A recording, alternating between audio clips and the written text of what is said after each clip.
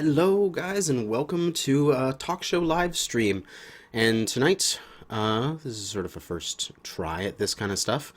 I'd like to do it more often if people are available, willing to show up and hang out and do it. Tonight, I've got RebasKradd, if I'm pronouncing that correctly, and we're going to be discussing some stuff with faction warfare and just if it could be better or what would change, the current state of it, and that kind of stuff. So, how you doing tonight, Rebus? Pretty good. How do you pronounce your name? Is it Joshi or Yashi or what? Kanajashi. Ja. Kanajashi. Well, thank you for having me, Joshi. How are you doing tonight? I'm doing pretty good. I'm going to be playing some random, I think, scouting missions, well, if I can get any scouting missions. Ooh. Nice. I wish I could play Mechwarrior online right now, but my only capable computer is in the shop, and it's been that way for a while. Oh, that's no good. Yes, because there's a 3 here, and I'll join up. Woohoo. Scout. Excellent. So, Joshi, your current opinion on the state of faction warfare? That is a very, very big question. That's for sure. Hopelessly broad question, I realize. Yeah, that is very hopelessly broad. I still think it's falling short. It's just if I want to put that into very, very simple terms. Because, like, I don't know. There's just a bunch of stuff about it that would need to get worked on. God, that is such a broad question. I can't think of an answer right off the top of my head. But, ooh, I have a match with scouting here. Excellent. But, yeah, you made a proposal, a video, a little while ago. And I don't know if you want to drop that in the chat. Do you have a link to the stream as it goes on right now? Can throw it in the chat so you can grab it. Yeah, I did. I'll shoot it to you on TeamSpeak here. Made a video proposal on YouTube a while back concerning a new game mode that I would like to see faction warfare incorporate. Because despite my somewhat reputation as a white knight within the Mechwarrior community, I'm actually very dissatisfied myself with the state of Mechwarrior Online's faction warfare. There's a lot of things I like about the game. There's a lot of aspects of it that I think are underrated, and I don't think anybody's really pretending that it's finished. Honestly, I don't think even the developers are pretending that it's finished. I think there's a lot more that could continue as long as the game is funded, but right now in its current state, it feels very bare bones. I can agree with that. Feels like a framework. And I think the 4 versus 4 game mode was a big step forward just in the sense of incorporating new objectives and different varieties of missions into faction warfare. I'm really happy to see at least a precedent set for that. But there is a lot more that needs to be done. And honestly, even in terms of gameplay, there's a lot that kind of really shows up. A lot of the holes in gameplay, I feel, really especially show up in faction warfare more than anywhere else. Real quick, what are your top 2 beefs on gameplay in Mechwarrior Online? In entire game in general? Yeah. Oh god. Top 2 things that pop into your head. Like my top 2 issues with gameplay in MechWarrior? Sure, and then I'll give you mine. Well, heat scaling would be number 1 because it's just completely arbitrary and whack. And I've gone into I've gone into that so many times. You've had your rants. I've had my rants for that. And then I really dislike quirks. I mean, I totally get their concept of like what they're there for. They're there to, like, okay, we have this chassis and it just, no matter what we do, it's just subpar compared to everything else. That's understandable. There are going to be those chassis that are left over from just the rules of the previous games. But I just feel like there's a lot of little things that they could do to fix underlying systems instead of doing quirks. Agreed. But when it Okay, comes hold to on. Just a moment. yeah, I've accidentally launched my... You know what? I'm really not a fan of Internet Explorer. oh, Oh gosh. Oh, Chrome, people. Shiny in Chrome. I'm a Firefox guy myself. But Yep. when it comes to faction warfare in particular, obviously some of the big problems right now for it are queue times, and there's just it takes a long time to get a match, and of course because there's a low amount of people and it takes so long to get a match, there's no skill-based matchmaking at all, so it's pretty easy to run into a group of very, very strong pre-mates that can kick your ass. And Part of that's just due to the naturally low population. yeah, those are sort of tied. There Those are are sort things of that like could- one yeah. issue together in that sense. Yep. I do really enjoy the scouting, like I'm doing right now, because you do get smaller groups and it's very fast. So if you do get placed against like a single group of whatevers, you know, you're not going to be. It's a breath of fresh air. Yeah, if you're going to be trounced, it's going to be in 3 minutes and not 30 if you're stuck in an invasion game mode. It makes something closer to a newbie pool, for example, I think. Yeah, I'd have to say I've run into some very obvious new groups, like Potentially. well, actually very obviously new players. They're all running around in like commandos and stuff like that, and I'm just like, oh, how cute. And I'm like, Streak Crow, I'm gonna show you what it means Here's to be 6. salty. Okay. I would agree those are issues. Funny enough, though, they're not the issues that come to my mind. Oh yeah, what are you coming up with? I'm gonna start my rant now. So. All right, damn start boys, your because, talk as I I do go and wanna rant. engage this trebuchet with AC-20. Do it. I see two major issues overall with Mechwarrior Online's gameplay, and Faction Warfare really brought those out into the limelight, but they were already kind of there. Lack of depth and repetition. Repetition meaning Target destroyed. every match feels like it plays out the exact same way in Mechwarrior Online. And I think that's a common frustration that for some reason just doesn't get stated as much as the low-hanging fruit, obvious stuff like, you know, well, hey, AC2s, you know, suck, or OP, or whatever the flavor of the month is. And the lack of depth, by which I mean the 4 pillars, the tentpole pillars that the game was pitched on, especially role warfare and information warfare, still aren't here or are only here in a rudimentary fashion. Especially information warfare, very rudimentary right now. Very rudimentary, yeah. I know PGI considers, well, you know, not targeting by sight is information warfare, and like, it's a start, but I don't think it's all that we were envisioning, which of course, you know, calls into question our own prejudices, but whatever. However, the causes of these issues in game are something that really just does not get enough attention, in my opinion, in the dialogue from the community, and that's 1, small maps, and 2, deathballing. Now the first one, small maps, is kind of something that's getting addressed. PGI, I remember they mentioned they were starting out with smaller maps just to kind of get their feet wet and start out with Yeah, and something also they could back handle. then it was AV8, so they were designing maps for an 8-player environment. Absolutely. But with 12 versus 12, with the advent of that, the space to map, the space to mech ratio became a lot smaller, and everything started getting confined, and certain ill mechanics of Mechwarrior Online really started blowing up. And that leads to my biggest gripe, which is deathballing, deathballing, deathballing. Say it again, deathballing. It is absolutely killing the game. Honestly, more than any other factor, really. Yeah. My opinion. I mean, balance the weapons all you want. Deathballing is still going to have all kinds of adverse effects on the game. Yeah, because, I mean, when you turn around that corner and instead of walking into, say, a lance or even, like, 3 people, and you're going, oh, okay, you know, Yeah, we're gonna fight. That's a great example. You come around the corner and it's yeah. 12 mechs moving out as a team, and like they're all in one blob, and 8 of them fire their alpha strike into you, and you're just melted. It makes the game highly punishing, which drives away a lot of players, I think.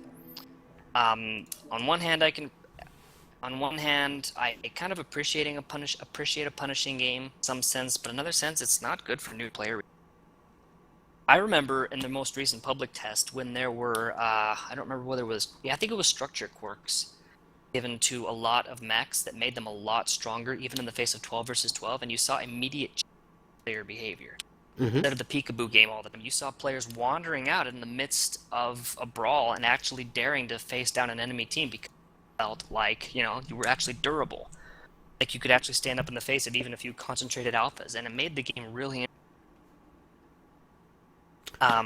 You're cutting out a little bit here, just so you know. Okay, thank you. Now you could say, okay, so structure quirk everything. Well, that doesn't work because then 1 versus 1 matches become really, really, really, really long.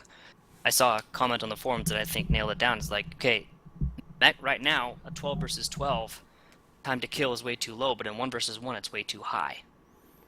Yeah, because we're talking about that situation where it's either you're seeing a couple mechs and you have this very long, because you're whacking away, you got all this armor to chew through and stuff, and all these structure quirks. But if you run into that 12, there's all that combined firepower. Right, so you can't do anything to the mechs, or even, in my opinion, the weapons to address this problem. You gotta look elsewhere. And the peekaboo game is just one adverse result of the death balling. Another one is role warfare, completely buried. Okay? I mean, name off a few roles that you think should exist in Mechwarrior Online right now. Well, what do you think? There's the list of roles in Sarna and that kind of stuff. Like, there's the concept of, like, the Brawler and the Juggernaut going to go in and tank the damage. There's the there's the support fire character, like, whatever that's going to be. Because that can branch out into both sniper, long-range lasers, and, like, Gauss rifles and stuff like that. So, anything long-range supporty. And, well, what I'd love for there to be, but there isn't right now, is a sort of a pure scout that doesn't exist. Because the scouts need to be more along the lines of a striker that needs to be able to do good damage instead of just being out there to provide information. Right, and that is where bad weapons balance and sometimes hardpoint balance comes into play, and so I agree on that count. Let me throw in 2 more roles for you. Light killing. Some mechs, yeah, I like to call that one. Mediums especially. I like to call that one rear guard. Really ideal. Okay, yeah, could be really ideal for chasing down mechs. I've got a Centurion that I like to play. That's not the most ideal chassis though. Belong to the Greek. Yeah, I do that. I do that role with a 3-streak-6 Shadowcat with mask and ECM, so I can counter theirs and I can keep up with them and I can just streak them until they run away. And it kind of works if the situation is right, but what happens most of the time? You end up in a 12 versus 12, and your role is completely buried because the damage output is insanely high, and it's laser bomb alphas. And what happens to your role? You're dead if you don't participate in that meta. Another role, command. Okay, that's not even there at all. And part of this is down to the small maps, and I'm not going to spend a lot of time on this, is because this is largely being addressed right now. They're moving towards smaller maps, but smaller maps were death to role warfare for a long time, because why scout if you can use your eyes? Right? I mean, look at a mech. If there's no blue triangle above it, it's an enemy. Shoot it. I mean, where's the point of scouting? And also that small maps concentrate teams into smaller areas. It becomes useless to command because all the tier 6 potato lords go, oh hey, there's the enemy, rush at them, and it becomes the role becomes meaningless. Yeah, I think of the I don't remember which Mech Commander game it was, but the famous opening cutscene of mechs being guided Mech Commander 1. Remote. Yeah, where he was just like say like, oh yeah, get the attention of the timber. No, go this way. It's like, but sir, and he's like, do it. And then I don't have jump jets. The support comes in, and he's just like, damn right, you've listened to me, sort of thing. Yep. And what's the point of that on the Old Forest colony? What's the point of that? None. I mean, I think of all the bells and whistles that PGI was promising early on, like, satellite scan and smoke on the battlefield, stuff like that. They probably just looked at that, looked at their small maps to start with, and went, "What's the point? I'll shove that to the bottom of the pile. It's not going to do anything for gameplay right now." And so I know that a lot of players don't want small maps, right? Because nobody wants a walking simulator. Now, I'm a little more of a hardcore player. I love a walking simulator because from what I remember, the earlier mech games were walking simulators, and it increased the tension, It took 2 or 3 minutes to get between engagements, and I enjoyed that. Yeah, that definitely won't work in today's climate of video gaming. No way. However, what I would say is, the small map people, they have what they need. They have what they want. Yeah. Large map people, we don't. We have a very decent arena brawling game right now. Yeah, we basically have Solaris already, without the stands and the betting. I mean, it frustrates me that they want to go after Solaris when what we really need is a shake-up in gameplay, but I digress.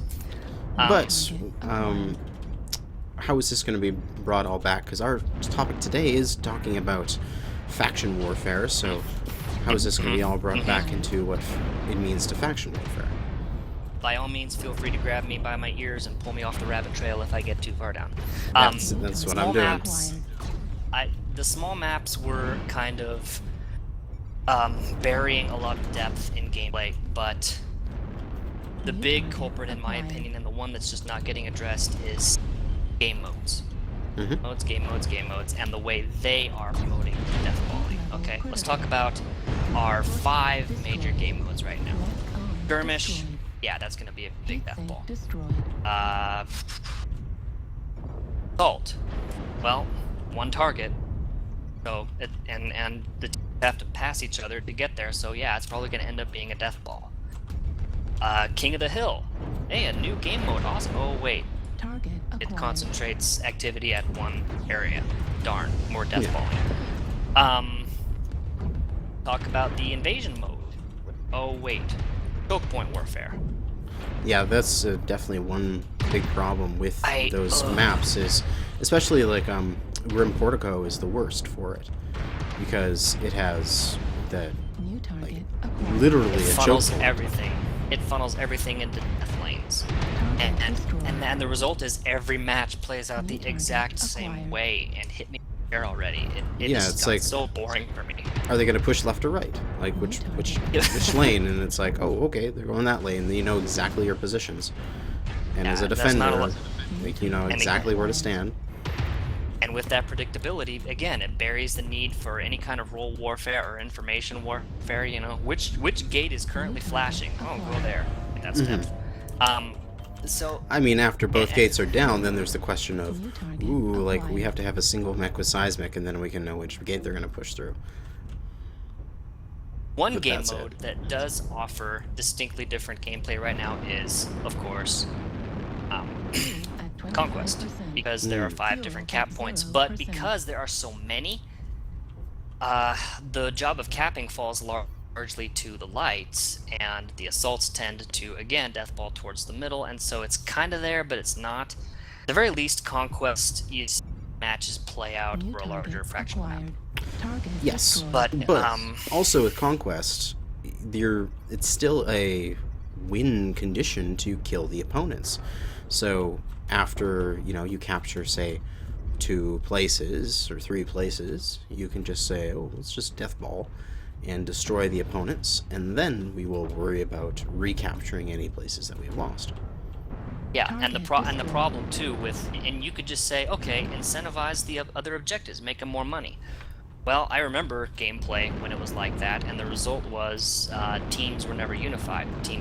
Had some people going, hey, I need the money, I'm going to go off the objectives, and then the other half of the team went, hey, it's all about killing. I want to kill mechs, and so the team would split, and whichever team deathballed, won the match. The prisoner's dilemma once again. So I'm not so sure that I think incentivizing the objectives, I mean, certainly try it and see what player behavior it changes, but I remember the days of Assault where, lights would run off, try and cap the base, and get all kinds of team fighting, and so you end up with Target incredibly acquired. predictable gameplay predicated upon deathballing. Target And destroyed. and it just buries so much of the game. The component game, for example. Targeting components, identifying weapon systems. Well, you can't really identify them by component unless you already know the hardpoint layout of the mech, but how many players out there are actually identifying and targeting specific components? Well, I'd say Other with a than very high echelon of players who are going, very say like high echelon. that is a this mech, I want to go left torso first or right torso first, sort of thing, and they're picking off those specific points. That, you see that there, but generally, who is doing that in the midst of a 12 versus 12 laser vomit brawl? Who has the time? How does it matter? It doesn't. You're just shooting frantically towards any torso because there's just so much damage output going on. It's really not going to matter to pick off a component. It's not something that increases the fun of the component game for the lower players, right? It just induces panic because there's just so much damage flying around. The roles again. Here's a question for you. Which would you say is the better tank in this game right now? The assault mech or the light mech? Answer is not what you think. It is not what I think. Well, No. it really depends on the situation. If you're, I would say the light is the superior tank. I mean, think about it. the light's better at damage dodging, that's for sure. But it has to have the ability. It has to be a specific light that has mobility to do that, and it has to have the space and opportunity to do so. Where True.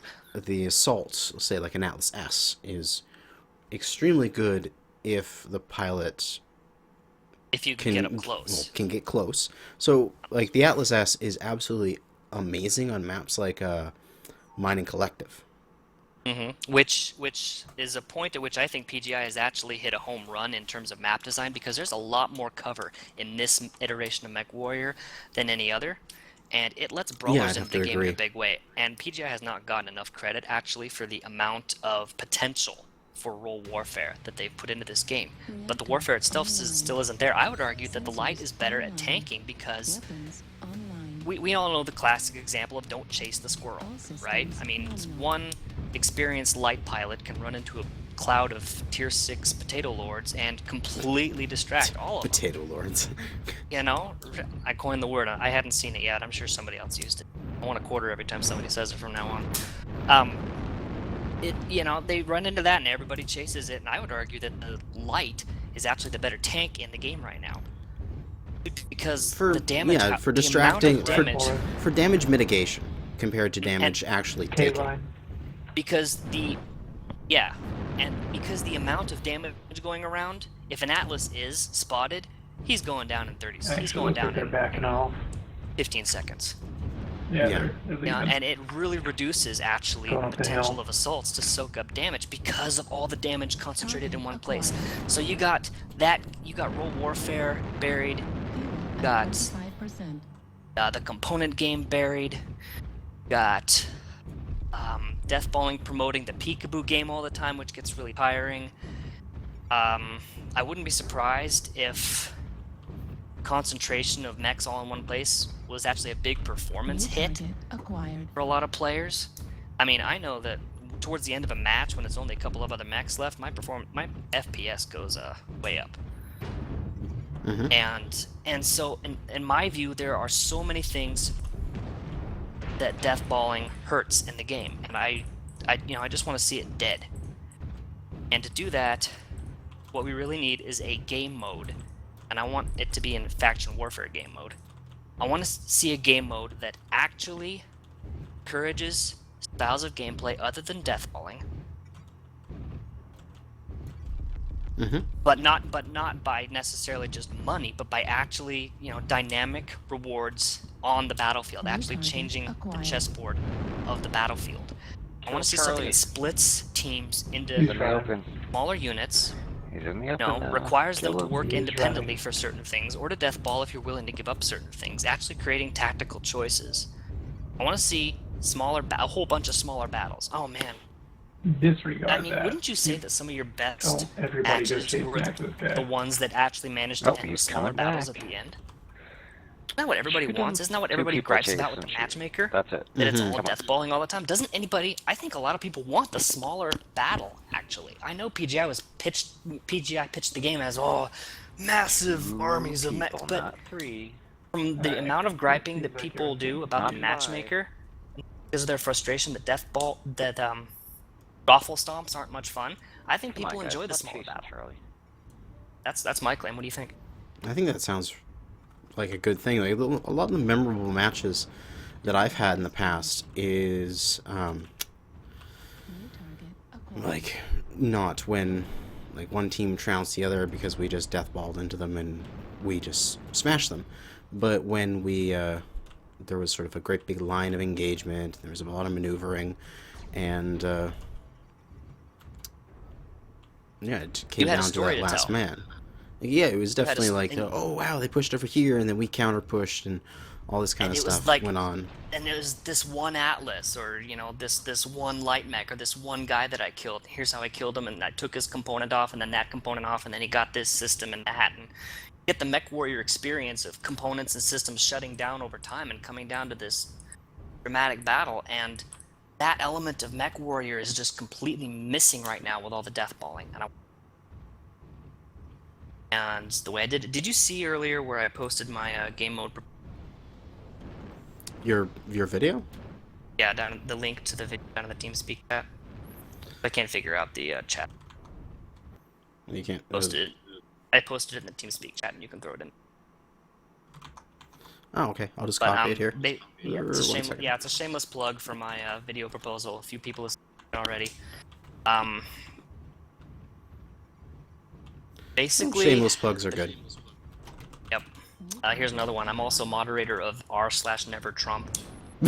God. So, your Let's just not go political leanings there. Go that way. Yeah. Another shame. Well, if I'm gonna be shameless, I'm gonna be. It's gonna be full of So shameless. I was thinking, okay, how do you create a game mode that actually potentially punishes deathballing? How do you actually get players away from that? How do you get it to where splitting up actually possible for New target your team to acquired. gain battlefield? Hmm.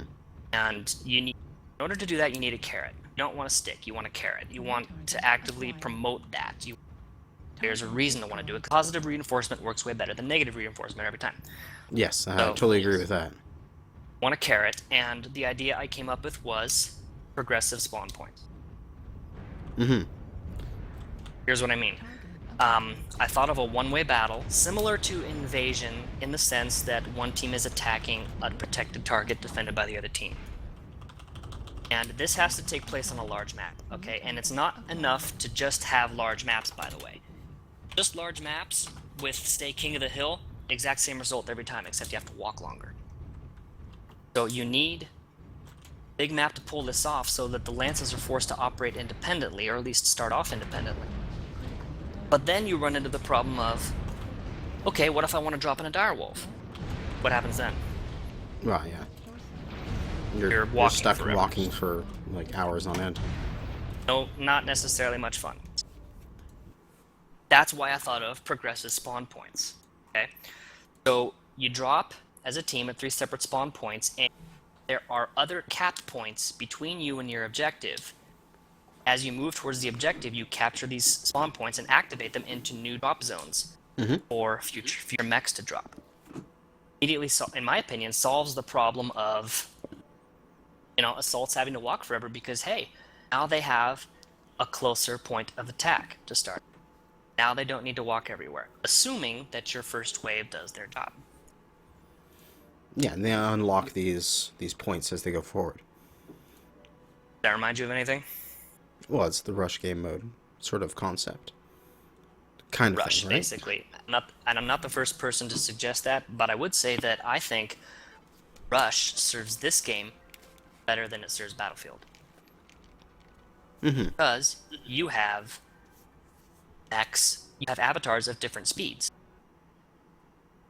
Got a good reason to be capturing on points in order to make life easier for assault mechs. So, Well, yeah, because when you're in a light, you don't really care how big the map is because you're going 150k, and you can get across anything. You can be like, oh well, I'll just run back to base, run back, sort of like do them so fast. But you know, if you're in a direwolf, it's going to take you 3 times longer to get anywhere because you're only going 50 kph or 60 kph or something like that. And like, as remembering from your video, basically you have these objectives as you move forward, and you capture it, and that moves your spawn point from the back up to the thing. But also the enemy team can like take it back and like push you back. So there's like that thing. I think you want to have that mechanic in there. I think you want to allow the enemy team to recapture points, because that is one incentive for a Online. defender to not camp. Because the next question was, you know, in my mind, okay, fine, but what's to prevent the enemy All systems defending team from just going, okay, we don't care that they're getting these other spawn points, we'll just sit there and... What's to prevent that? Well, yeah, I mean, in my... having that as an objective of, oh, we can make it so that the enemy is going to take longer to get to us and we'll run out the clock better, basically, if we send out some lights to go recapture that position. This gives them an incentive to do it. In my view, right away, this game mode is already requires more decision making. However, my question to you right now is, do you think the incentive of closer spawn points is enough to really shake both teams up? Really get them both spreading out, trying to capture or fight over multiple spawn points? Do you think it's enough of a carrot at this point? I think that, well, I mean, the final objective is going to be the base at the end, right? So, like, we talked about this last week to just get things figured out, so we weren't muddling around when we're making this live stream. And one of the things that you brought up back then, that I'll bring up now, is you were talking about hard and soft objectives, or something along those lines, where a hard objective is like, you must do this to win, where a soft objective is like, you can win without it, but it'll make your life much target easier. acquired. Right. Right. Like, these would be soft objectives. They wouldn't be you must take the bases in order to get to the center. It's not like League of Legends, where you need to kill the towers to unlock the ability to attack the Nexus. It's you could kill the towers to get yourself closer to the enemy base, sort of thing. And the reason I love that, the reason I love the idea of soft objectives rather than hard objectives, is because it means decision making. Real trade-offs, it means real depth. Only question is, the difficulty with putting soft objectives in game mode is that you have to own it right. You don't want something too beneficial or too irrelevant. Yeah, because if it's totally irrelevant, people are just never going to bother with it. And if it's like, you know, if they had a thing in there that was like, if a mech is standing here, you get free artillery, like, that would be a huge sort of thing. Acquired. Which is why I like the idea of the long toms being nice and powerful. To have that thing have real consequences, or, you know. Yeah, and it takes a lot of scouting missions in order to unlock that long tom and make it actually show up.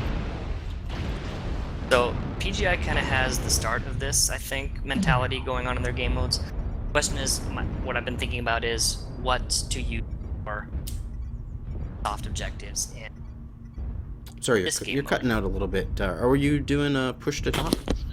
No, my mic is just slipping off. It happens. Yeah. Am I back now? Yeah, you sound good now.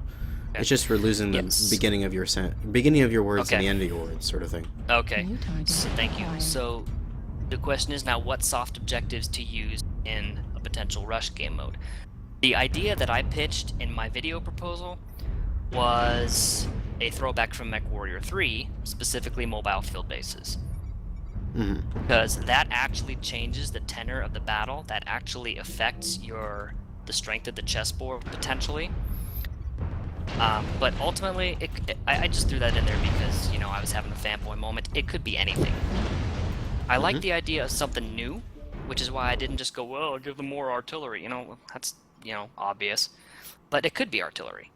It could be. Because that's a good incentive to get the defenders out of camping mode and get them moving around trying to secure other spawn points. Because, okay, let's say that the attackers are split up into 3 separate lances and moving. By the way,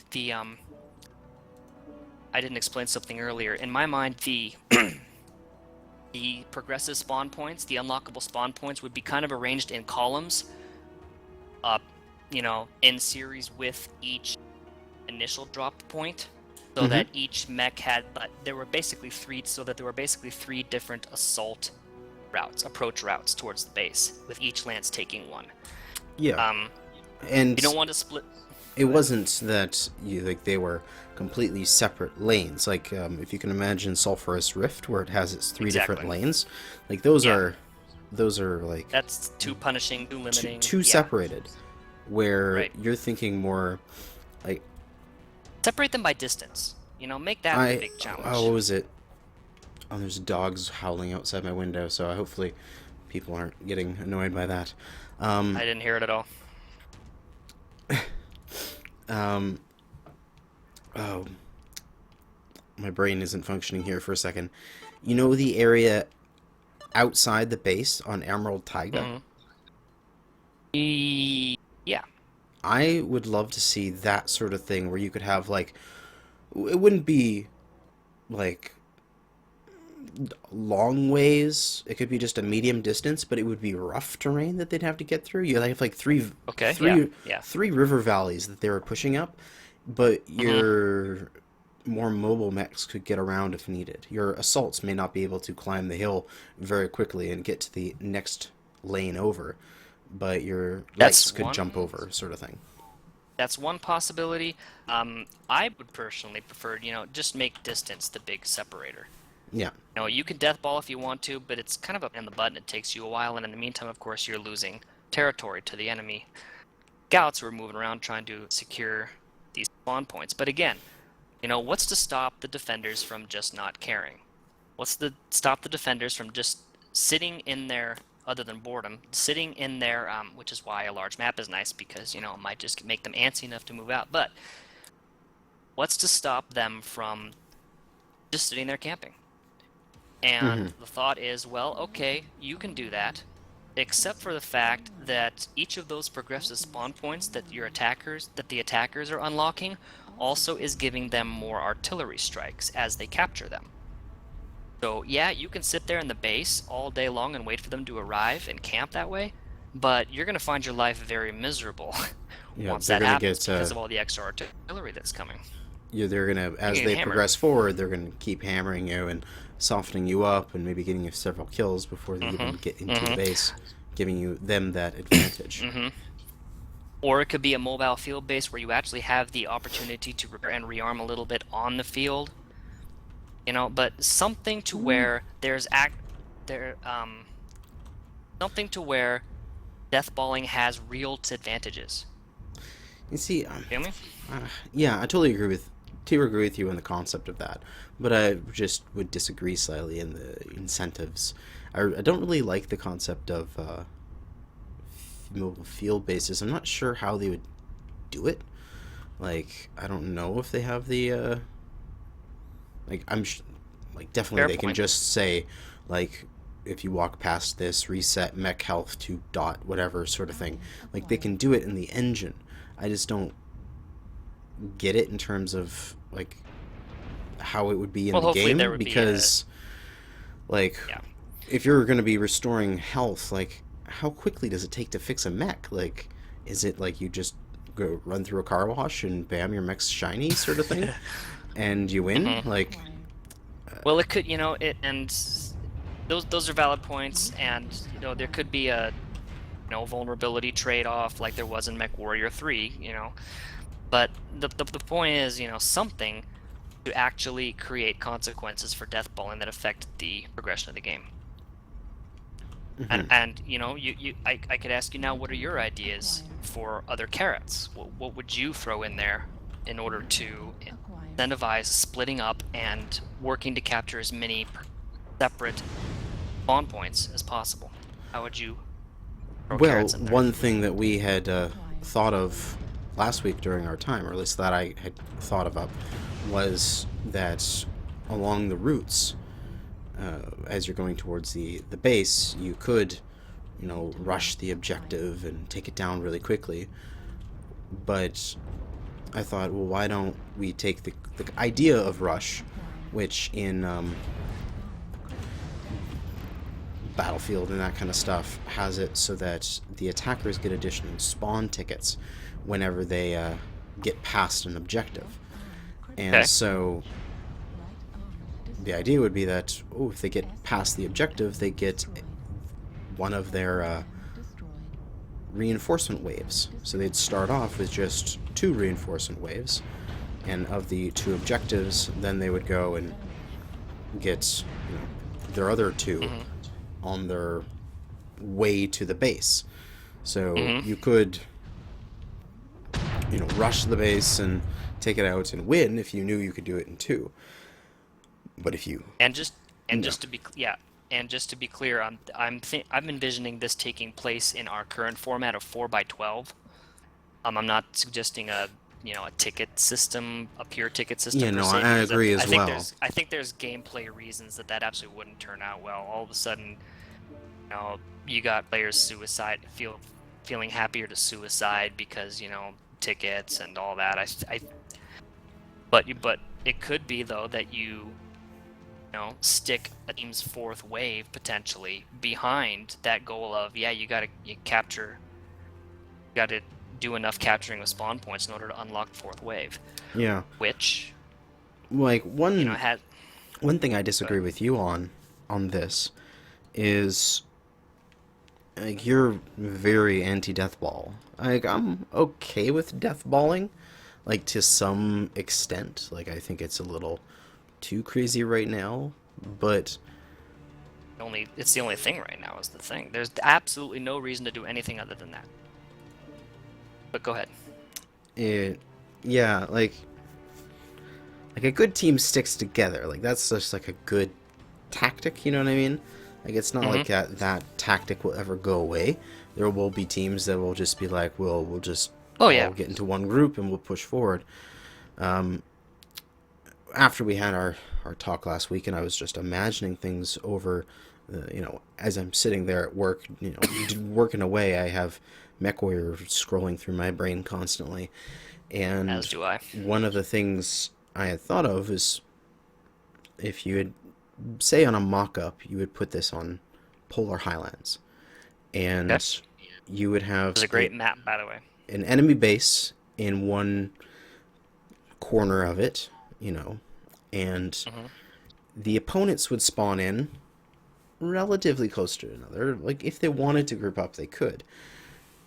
But there would be your progressive spawns, and as they got closer, and they would have these outposts off to the side. So there would be the main base, and there would be outposts to its left and right flank, and it's taking out those outposts that would give them additional respawn tickets, sort of thing. So there could be that incentive to come at it from a different angle, because there's we're going to go at it from this angle, and we're going to take these outposts out because we'll get tickets, and you know what I mean? We're just not always just a funnel warrior, because if you're on a map that's nice and open, and that way you're kind of describing targets of opportunity. Yeah. It sounds like. Like, if you're on a nice and open map, one thing I really hate is the fact that, again, it is like Choke Point Warrior, where you're having to push through a very, very narrow area in order to get the attack on the opponents. But with an open map, with an objective that you could flank around, like Polar Highlands, it would be much more interesting, because you could take that from any direction. Your team could group up in anywhere, and then you could flank around using some ECM and some stealth and stuff like that, and get around the side, or you could send some guys around the side a long way, and you know what I mean? I do. What you're saying is if you stick a map at the end, at one side of a map, it becomes an alley, and that leads to its own predictability.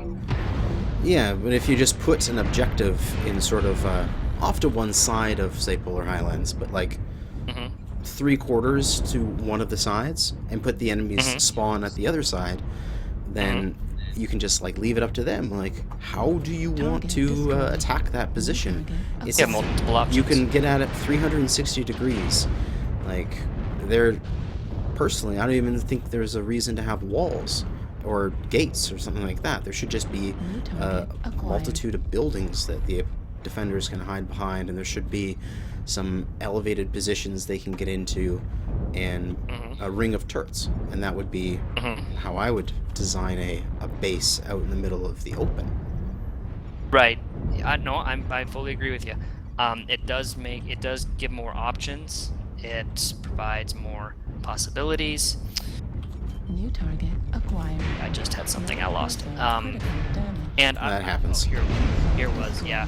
I'm like a sieve. I don't want to entirely eliminate death bowling. I want it to be an option, right? Not the option. Destroyed. Right, and because death balling can have specific advantages. Destroyed. A team that just wants to straight up death ball and feels confident and doesn't feel the need for acquired. Any additional objectives or anything like that. Or assets that they might pick up from the other spawn points. If a team just wants to rush, they can do it. Yeah, that could be a concept. If that they're could be, willing. yeah, sorry to interrupt you here, but like acquired. there could be salvage containers at these places, and capturing them as a 50,000 C-build bonus on your payout sort of thing.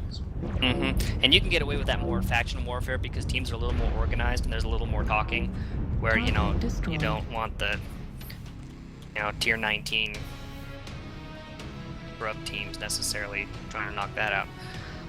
Being very demeaning to the lower tiers. Maybe I should be nice today. The low skill players are here for a reason, and eventually they'll become higher skilled if they play well and they practice. Well, if they play against me, they'll get good right away because I'm not much better. I think I'm lower end of tier 3. I don't know, but yeah, you want death balling to be a possibility with its own advantages and disadvantages, and right now that just does not exist in Mechwarrior Online. But with progressive spawn points, you get options. You have to scout in order to, and you want enough distance and density of terrain to really require scouting. I mean, Polar Highlands is a good kind of their example. I really like it because you do have to work a little bit, and it's a nice open map again. I think my game mode idea would work really well on Polar Highlands because you gotta work, and there's enough terrain covered to where scouters gotta scout and brawlers can sneak up, and yet you can still potentially missiles or it's just nice occluded terrain is something I've really been beefing for a long time, and it's really been going in the last few months. So I'm happy about that. It's one thing that people like about Viridian Bog is that, again, it other than the whole hey, one big central feature disaster in the middle, it tends to allow brawlers into the game through the intense cover. We just need to make sure that said intense cover is not stronger than an Atlas.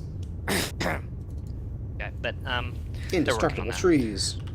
Yeah, that's real smart. But I love them. They protected me from so many missiles.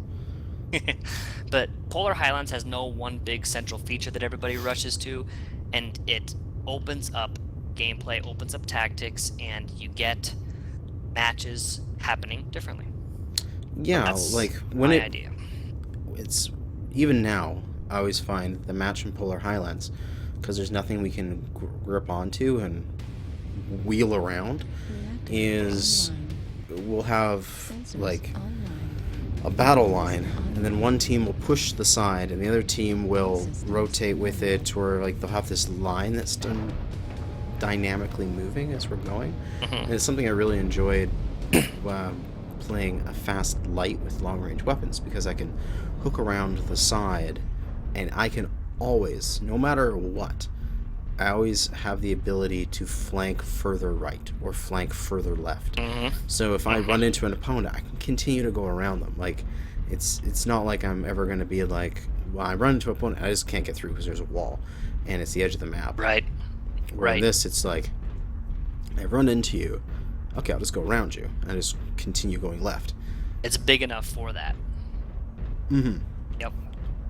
I still think I'd like to see maps perhaps a little bigger and perhaps more divided into specific theaters, kind of like Mechwarrior Living Legends maps were, so that you really have to use scouts to have situational awareness of the entire battle at any time. But towards the end, on that account, I think maps are really improving, and I like the directions Polar Highlands took. Yeah, and also I'm enjoying the what is this? Grim Plexus. The Yep. I'm playing on it right now. I thoroughly enjoy this map. I think it's done fairly well. Ooh, very bad choice, the enemy Hunchback moving out into the open. Oh dear. Although that choice gets even worse the more death calling you have. So shoot other holes in my proposal, Joshi. Other holes. New target acquired. Well, okay, so we'll go over what I've said so far, so we can think of some other stuff as well. Yeah, I definitely don't like mobile field bases. I think just repairing is kind of silly. New target It just as a concept. Okay. It can be anything, as long as it's really going to make a difference on the battlefield. Doesn't matter what it is. I would say to anybody who watches my video, don't get weighed down by that. Just anything. Anything. Yeah, like one of the things that I thought of last time we talked was to, again, like you were saying, how they're like side objectives or optional objectives, or what were you? How did you say them were? Like a hard and soft. New target acquired. Yeah, whatever. Targets of opportunity. Targets of opportunity. That's what you called them. Yeah. I really enjoy that concept of targets of opportunity. So, one idea as long as they make a difference that I had was that you would have those outposts, those bases sort of things, and one of the I shut down. One of the bases would be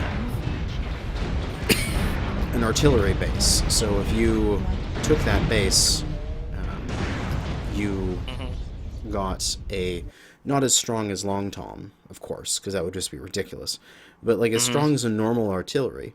There would just be like these artillery beams that would be in the base, and you'd capture it, and then they'd like turn, and then every like minute or something they'd fire an artillery strike at the largest clump of enemies.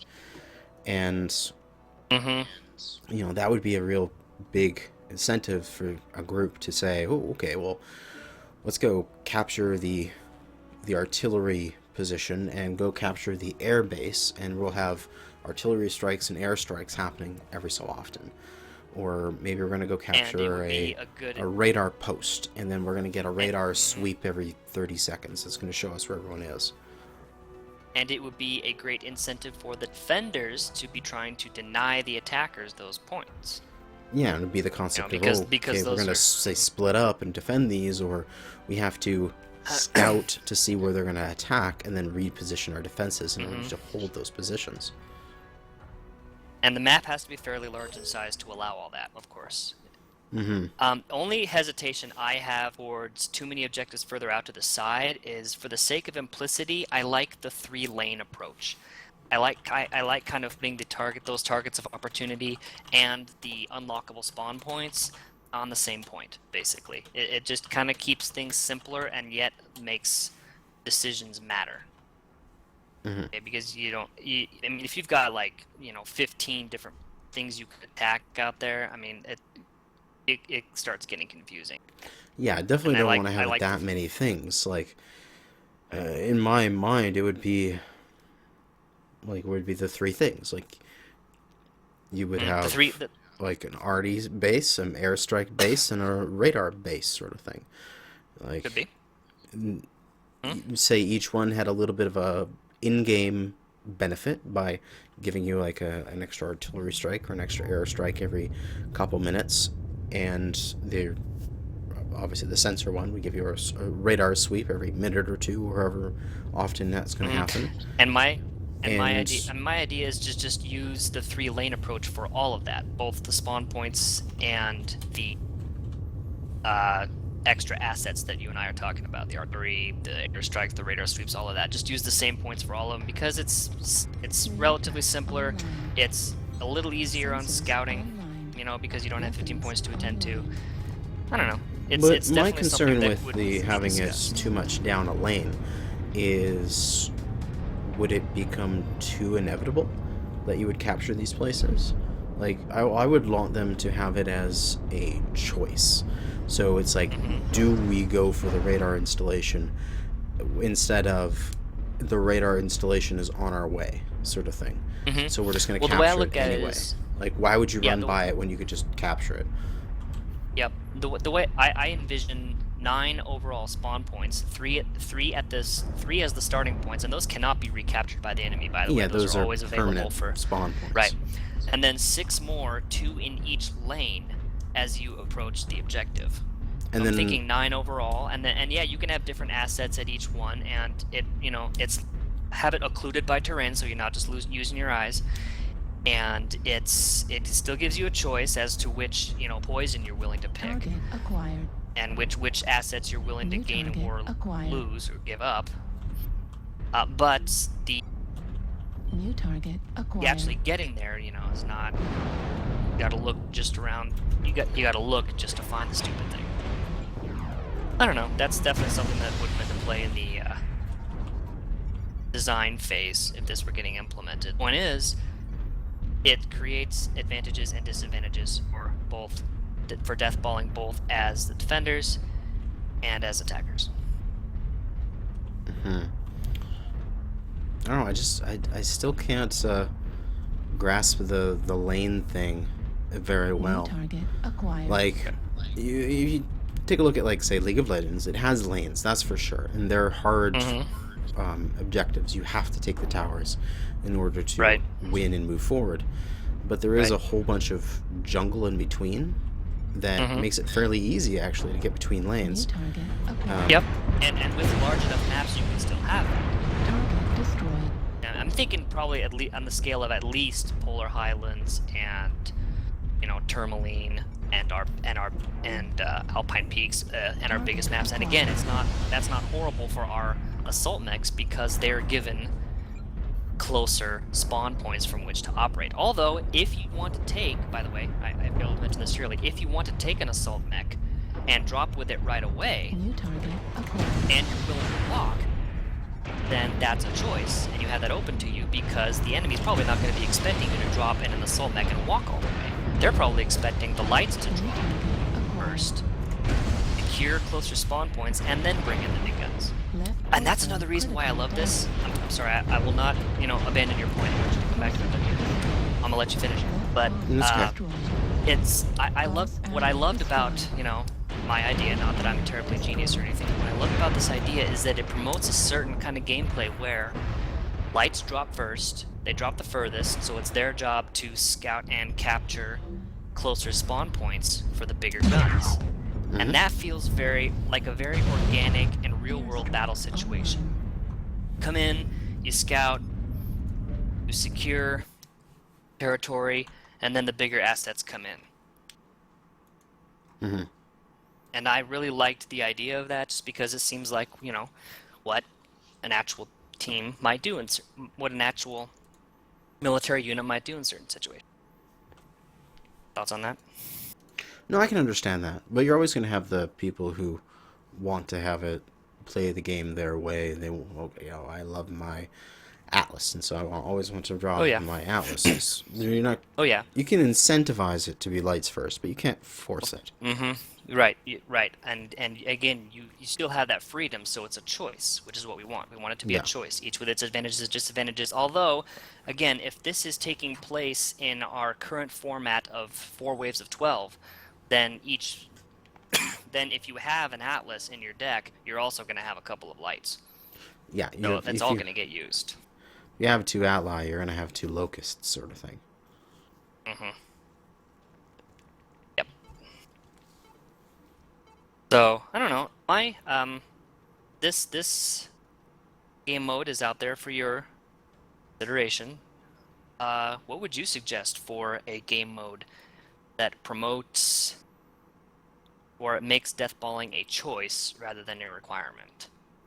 Well, I actually have a concept for one, which is makes deathballing actually detrimental. Is for faction warfare, or even for normal. Well, I guess it would have to be faction warfare. Quick play. Because, it would have respawns. Is conquest, but respawns, and the reason why is that currently in conquest, it just pretty much ends up as a skirmish after you've gotten, say, a couple points, so that way you're not going to, like, Right. you're not gonna lose by capping really quickly. Oh, I'm versus Sean Lang. Anyway, Oh, goody. hey, I'm Please say hi to him streaming for me to. with your autocannons. I've got lerms. I will try to lerm them. And anyway, Nice. Reactor You are a brave online. soul. so Sensors like you online. go capture 2 points or 3 points or whatever it is, and then you go death ball and kill the enemy, and then run around at the end and capture as many bases as you can to, secure the win. And I dislike that because what it does is it makes it so that it's like, okay, the capturing the points, the entire sort of reason that they have the game mode is only to prevent the loss that way, and then we're going to go win through killing. I dislike the fact that you can actually win through killing. There is a game mode in League of Legends which has the same cutting out a little name. bit. Oh, sorry, I actually burped there for a second. Oh, I should be glad you cut out. Yeah, I'm very skilled at tapping the mute on my mic very quickly if needed be. Okay, there's a game mode in League of Legends called Domination. No relation to our Domination, nothing like it. It's much more like our our Conquest. And one of the big important things on it is the fact that they have respawns.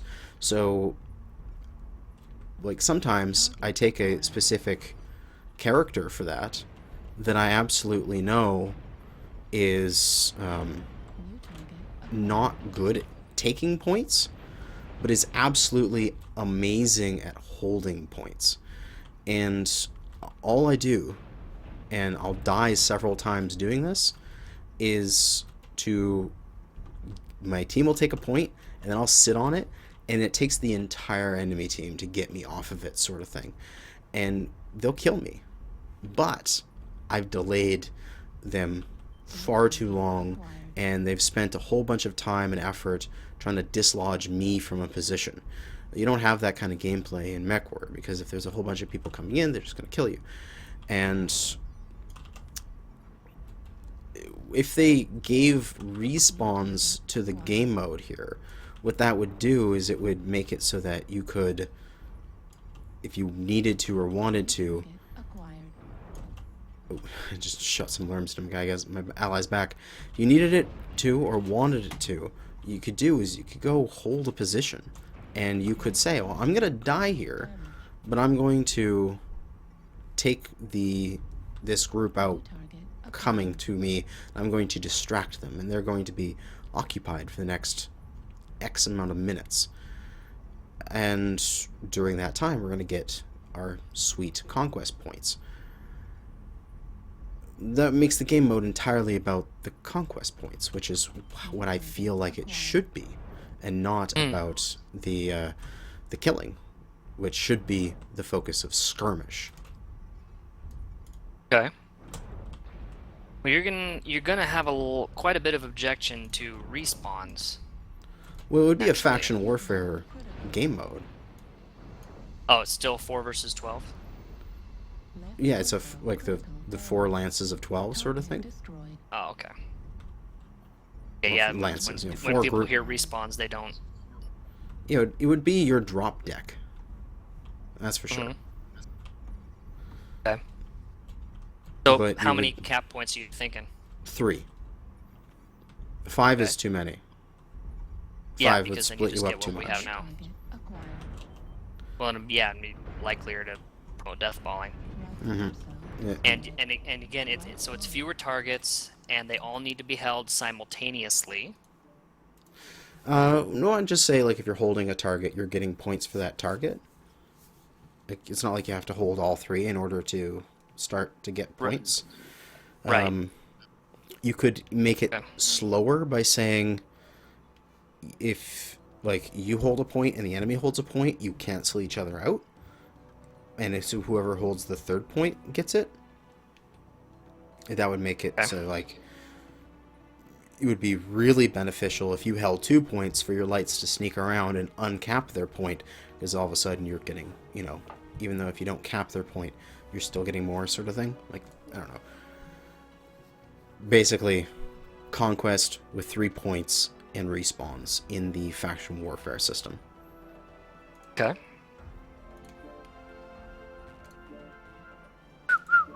I am thinking of holes. Punch in your proposal. Mm-hmm. And I don't know. I don't make quick decisions easily. I'm not a great thinker. I could ruin cereal, so I'd need some time to think about it. But on the surface, though, yeah. I mean, make cap points much more easily defendable, so it's not, you know, ring around the rosy all day. Be refreshing. Mm-hmm. Yeah, and you could. Potentially, that sounds actually easier to implement slightly. Because my proposal, you know, progressive spawn points would take a little more, you know, engineering work, because I don't think that mechanic currently exists. No. But I'm pretty sure they could Yeah. move the spawn points, like they can make a spawn point that changes location, but they haven't done any work on that yet. it's yeah. I will say I was a little kind of a distraction here. I'm a little bummed by so much focus on sports aspect, when I really feel that a lot of Mechwarrior players are just waiting for a real sense of story in the game. Mm-hmm. Really get into it, and a real complicated purpose. sense of Like, I sense think- of consequence and cause and effect. And I understand that, you know, PGI has said that they're working on, you know, in-game AI, and that's kind of progress, and that's going to unlock a lot, really. And so Yeah. that's going on. I've heard behind the scenes. Well, Russ has said it in his town halls. I've also that's going- seen some of their stuff when I've gone to their offices before. I've seen some of the stuff, all the stuff that they've discussed already. I've seen them working on it. So yeah, it's coming along. But so far, of course, it's just only basic stuff. Right, and it makes sense that in the meantime, yeah, they're going for tournaments, and they're going, you know, for what's going to feed the existing community, which is, you know, the existing teams are going to be a fan of the esports approach. I get that. It's I don't know. We know that PGI's kind of been playing catch up for a long time, getting a lot of elements of the game past minimum viable stage, and so Well, also, You know. the game was playable and viewable and in the public eye quite early compared to a lot of other games, like, because they needed to get Make money. the pre-sales and get the crowdfunding in order to continue to produce it because they couldn't get very much of a and budget. So the community was enduring. So they were what was it was effectively like every would be closed design alphas and itch. stuff like that. Right. Normally the stuff that goes on long before a game is ever released. Instead, the community is going through it along with the developers, and Yeah, like when Mechwarrior went a lot to of people aren't used to the process. like I would say if this was like a normal mech right below me, if there was a normal game development cycle, it would be like the quality of the game as it went to Steam is what we would first see it. Like, Yeah. so all those years beforehand, normally you would never see those because they would be hidden Right. behind the we're still acquired. developing, here's some concept art sort of thing. But they had to put it out there in order to make Takash to make the rest of it. Right. Instead, you got the free-to-play form, which requires, the community going through it and the developers having to learn to do damage control with it, and it's a learning experience for everybody. And it's like PGI is now just getting to the point where they can really start dreaming again, and when we're starting to see some of that, hopefully. I just would really like to see a stronger push to expand community Acquired. warfare, because that does feel really beta-y. Yes, And I totally agree with it's New target it's there. acquired. You build on features as you go, and you set up a foundation, and then you build the walls, and then it's not all done in a day, but and we could dream about our hopes of real logistics and real strategy and real drop costs target and all that jazz. But for now, honestly, new game modes would go a long way towards revitalizing the thing. I like things about your idea, and of course I really love things about my idea, but that's gonna happen. Right torso critical damage. Yeah, and I think if we're talking new game modes, it doesn't just have to be ones in faction warfare. Like, one thing I think Domination has failed on is the fact that it's static. It's that one position. One thing I would or think deathballing. it would be really interesting for Domination is to have it be on a mobile target. And like for an example would be the Canyon Network. There's like a train track system through it. Can you imagine having this like big train going along the tracks that is carrying? Well, like, that's harking back to previous Mechwarrior games too. That's Yeah, give a big immersion and kick. that thing was going around in circles on the map, or something like that, or maybe it was going across the map. Throughout the destroyed. duration of the match, it would go across the map Acquired. once, and Level critical. it would make its like I say, like an S snake route, and teams would spawn equal distance away from its starting point. They would have to rush to go Acquired. and take the train basically and hold the train. And if you New that target could be interesting acquired. as long as it splits up the death Critical balling. damage. Because, I know everybody was clamoring for King of the Hill, but while I was watching, whenever discussion of New new game modes would come up, which, acquired. by the way, didn't happen nearly often enough. Everybody's just squawking about weapons balance all the time, and in my view, that's just not the number New one issue target right now. acquired. Game modes deserve more Yeah, attention. it's not. It's an issue, but it's not number one. Right. But, everybody was rooting for a King of the Hill, and I was just going, oh, all that's going to do is maintain the same problem of staleness. Target destroyed. But they went with it, and it wasn't what the game really needed. It wasn't the freshness that the game really needed. The 4 versus 4 game mode really did some of that, and I like that they tied some real consequences into the other invasion Target matches happening at the acquired. same time. I Target think that's the destroyed. direction the game needs to go. So it's a first step. It's a good first step. New target acquired. But I would really like to see new game modes, and especially for faction warfare, made a priority. And I think it needs to be faction warfare because, in my view, Destroyed. the quick play modes need to be simple. I think because of the need for players and casual players to have a place to play. Those need to be simple. New target. Yeah, simple and quick there- there. Yeah, their deathballing, I think, is I'm not a fan of it, but it does keep things simple. Small maps there also keeps things simple. I think it was good to start out with small maps because you got a lot of players who just want to get to the action quickly. But in faction warfare, though, that's the hardcore. I mean, that's where the planners and the dreamers and the logistics guys and the strategy guys really want to hang out, and they want their infield choices to make real consequences.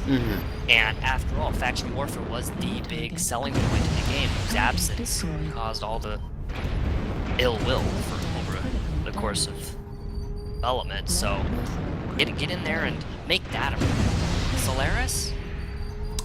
We have Solaris. It's called Viridian Bog. You know, that's basically what it is. HPG Manifold or something like that. Yeah, that's the perfect arena map. That's what people complain about. Is that, well, this game's an arena map. I'm like, yeah, exactly. So why are we doing Solaris again? I mean, I guess this is just my opinion, of course. But the competitive scene loves it. But they've got the tournament too. At 25%. To kind of throw them a bone, and I don't know, the real immersive side, I think it could use a little more priority. That's all. Yeah. And game modes are new game modes, like yours or mine, are the simplest way to do that. I would dump choke point warfare entirely. I would dump the current evasion mode. I don't think anybody would miss it. And Activated. Boreal Vault. Really. Like, Boreal Vault, once you get in the gate, is okay. But Boreal Vault before the gate is horrible. Nightmare. Because you can see which lane people are coming down. And let's not forget that when the gate is deprived of power, it opens. Yeah. That makes that makes about as much sense as a screen door in a submarine. But hey, okay, you know, okay, there it is. It was a good first try, but let's dump it. In my opinion, I don't think anybody's gonna miss it. But a rush mode or a 3-point conquest mode, like you suggested, I think people would come flooding back for those. I really like the idea of more wide open tactical maps that play out differently each time, kind of like the 4x4s are, because of the numerous spawn points. Those play out differently. Am I wrong? Oh, every scouting match I've played is completely different than the last. Yeah, that's the direction we need to go, in my opinion. But I'm not the developer. I'm just some guy on the internet. And wow, in the match I've just been playing, the Shadowcat did a very excellent cleanup, taking out the last 3 enemies all by himself. That was very impressive. Good work. So, guy. was there anything else we were going to talk about here, or no. let people get back to their Cheerios? Cheerios. Do you want to do a Q&A thing on this? We possibly could. How many people do we have watching right now? We have 28. Like 3, probably. Oh dear.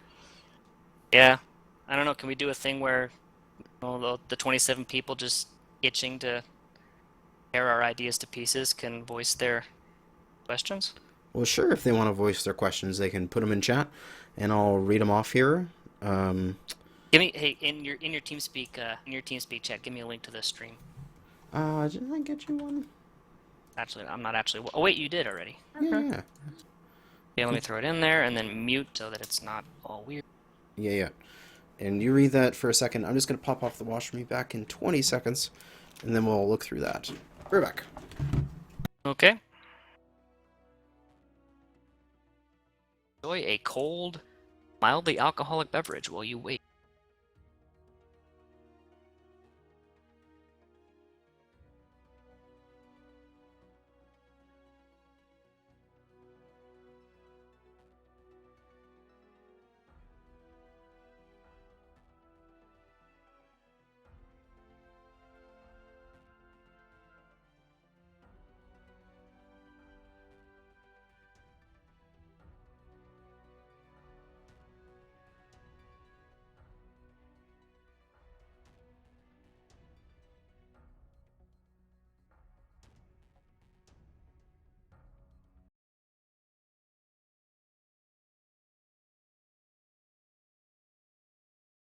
back. And Back. there was something here. Somebody asked, Camilo Pinto asked about a free-for-all game mode. Free for all. That would be interesting. That'd be interesting for quick play. Russ would probably complain, perhaps justifiably so, about splitting the buckets any further. I don't know which Yeah, because that definitely would quick be play a. game mode do you think is most expendable right now? Well, the thing is, for quick play, they were not really expanding our buckets at all anymore because we have the voting system. True. So the quick play is now just one bucket. So quick play is probably in the best place it's ever been. In that sense. I wouldn't be a big fan of it in faction warfare just because it's very immersion breaking. Like what, free for all for everybody? And also just in quick play, I could be taking a, like, I don't know, a narking light, and it's just like, oh, free for all. It's like, how am I going to win this? Yeah, this is useful. I'm winning specifically going to support the team. I definitely think quick play needs to be team-based things. I could see a competitive free-for-all. I'd love to see that as an option in private lobbies. Oh god, I would love to see that as an option in private lobbies. Say again? I'd love to see free-for-all be an option in private lobbies. Or just the ability to set any quantity of teams. And then, like, manually, like, this is a team of 2, this is a team of 3, this is a team of 2, sort of thing. Ah. I would Sure. absolutely love the ability to do that in private lobbies. And I guess there's always a sense of, if you buy it, if you build it, they'll come. Yeah. So, I mean, if people are going to play it,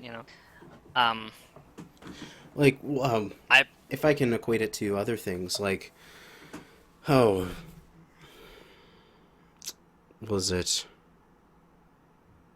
like Gary's Mod and those kind of stuff, like StarCraft, Warcraft 3 and stuff like that, endured so long because people made, like, use map settings maps that there's people who remade, like, Diablo RPGs in StarCraft 2, because they can, and you go and you play those. I've played those for hours. If you give people the tools to do that, they will extend the life of your game, and there'll be some game mode thing that somebody will come up that everybody will just love unconditionally, and will go and play. You know what I mean? yeah. And then if Do you somebody think gets the so excited about playing that, and everybody loves playing it, they can just take that and make it a game mode. All systems nominal. Well, there are reasons that developers don't do that. Do you think the game is in a position right now to be experimented with by the community in such a way? I remember In private lobbies, yeah. If they gave us just the tools to, like, what I would want to see in private lobbies is the tools to set whatever size teams and however many teams. I'd like to be able to set whether or not you can force people's HUDs off, because I have a concept for, like, a hide and seek thing, but it would force everyone to turn their HUDs off, so you couldn't get radar signatures. You know what I mean? Like, disable parts of the game, like set gravity, set time scale, set all this kind of stuff. I want fast, like, the game runs at 3 times speed and, like, 10% gravity, sort of crazy things. Yeah. And just all these tools, and so we could make amazing game modes, or play around and have fun, basically. It's a great dream. I think, and I'm sure you know this, but what a lot of people don't realize, and I know just enough from my mapping experiences in other games to know that whenever you put things in the hands of the community, there's always a certain amount of vetting that needs to go on by the developer. They've got to check it for their performance requirements. They've got to they've got to check it for, they got to check maps for all kinds of things. And so in some ways, that vetting would often be more work for both parties than just PGI throwing out a new map. Which I was grateful to see, by the way, that PGI has hired more map designers. Go to MWO's forums. Yeah, no, hold your nose, put a clothespin on it, and go to the forums and search for Stephen Hicks. He's one of the new map designers. Shout out to the new guy, and because we don't always know when PGA gets new guys, so I'm giving him some publicity because he went out and onto the forums and asked for feedback on the maps. Yeah, I remember seeing that forum. Yeah, he asked on it for it on Viridian Bog, and so we got a chance to air both our appreciations and our grievances on that particular map because it's kind of a love-hate relationship. But he's interested in bringing us into the map debates, so shout out for him. Got Wilthanan asking about what about a game mode where you need to return resources to multiple bases? Capture and return, like capture the flag kind of concept. I could see a capture the flag is based. Capture the flag kind of feels like what we have now with 4x4 a little bit. Not really. Because you have to capture the flag would have to get somewhere alive. I could see they have the data points thing. I could see like having a whole crap ton of data points spread across the map, and you have to get a data point and get back to base with that data point. And he's suggesting multiple bases, and it does, and the resource collection doesn't count until you return to the base. I could see that. Like, you go and capture a data point, and then you have to run back to base and deposit the data point, sort of thing. Here's what that really triggers with me. Okay. There are a lot of potential different missions that players could embark on that basically become new game modes in potentially a larger overriding faction warfare situation. Okay, scouting is just the first one. Okay, and I would love to see a faction warfare where, basically you've got different game modes going on, and each game mode gives you the opportunity to affect the made-up picture, like scouting. But, another commonly, and we kind of touched on this, another commonly idea is escort, where you have a target and you're successfully defending it to reach a position. And then, that gives you newer resources, or that gives you more resources and perhaps expanded drop deck total weight on a different map going on, or a different planet being fought over, and increases your drop deck capacity on a different map. And you got potentially invasion. You could keep it around if it does something, and so invasion, escort, then you got rush, then you got resources, and that sounds to me like a great overarching picture of real Mechwarrior. Different missions, not just the same. You cannot have a galactic scale battle being fought out on 6 maps with the same objective every time. No, that doesn't work. 500 maps is too much. 6 maps is too little. But branch out with the game modes, and these missions in separate tracks, vaguely resembling campaigns. I don't know. That's speaking along the idea of a campaign. Let me just link something from. How do you pronounce this guy's name? I see that. Salahama. I'm sorry. I don't know how to pronounce that exactly. Could screw up cold cereal. I don't know how to pronounce things that have letters and like numbers in the form of letters. You know what I mean? Yeah. So I just posted something in the chat. It's a link to his Reddit post, and it's part of a thing for PvE faction play. But he gets on a thing, sort of a concept here that you could bring into even just PvP faction play as well. Is he's talking about how you could have a sort of a little scripted thing. And so his example was like, Colonel Brandon of the Lyrian Commonwealth is leading the defense of planet Barcelona. Like you go to the planet and you're fighting for this, and you've got the the guy over there's like, all right, we're gonna go, like we have to defend this for the glory of this sort of thing, and you get this little bit of a story to it, and so you have this progression forward. Maybe it's like, we must stop them from getting these resources, or they'll be able to mount an attack on our thing. Yep.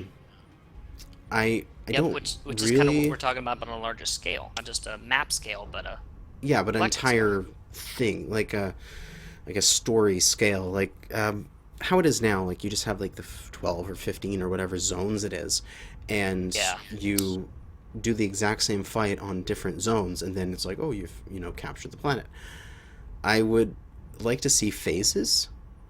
So okay, I'm making this up off the seat of my pants here, but I'm coming up with something here. Totally off the top of my head would be however many phases you want to do, say 3 or 4 phases. Each phase would be a different game mode. So you'd be attacking a planet, and then blended in with... the first phase would be, you would have to get so many wins, plus 10 wins or something like that, doing a specific game mode. Say it's conquest with spawns, or maybe just a regular skirmish, like we're doing border patrols sort of thing. And for every enemy win, it's a -1, and every allied win, it's a +1.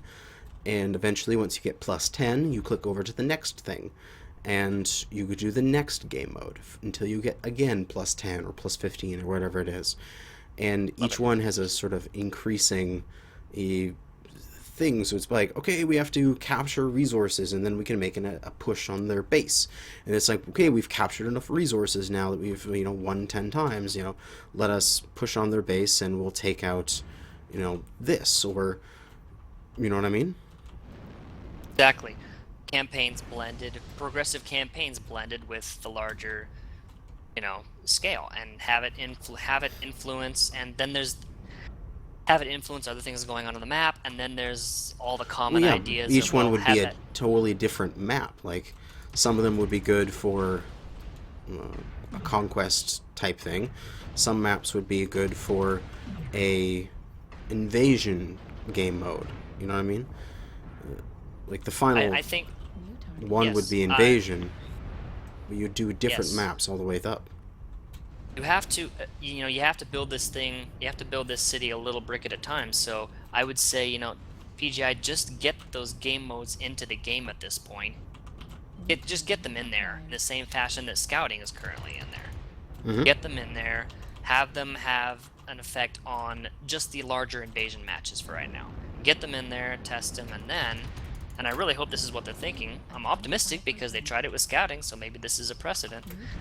Then start tying them into larger campaigns, and have it start affecting your drop deck capacity on other planets, and have it start affecting which planets you can attack, and then throw in the common ideas of factories that can be captured on certain planets that affect the availability of certain mechs and weapons, and drop costs and travel times and all this logistics. And a lot of people, when they heard faction warfare pitched at the early development, were envisioning a big old game of Risk, and it's not there right now. Yeah. And we're disappointed by that. And things like that are not as easy to design as some there. But here's a bold statement. I really think that faction warfare, and thus likely Mechwarrior Online itself, I don't think it's really going to be remembered as a success unless this is what happens. Some semblance of it.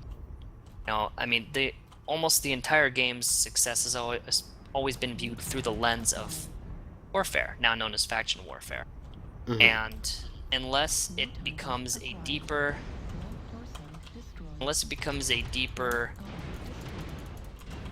feature for the strategy, both for the strategy aficionados and for the lore and story aficionados, hard to see this game being remembered as a success.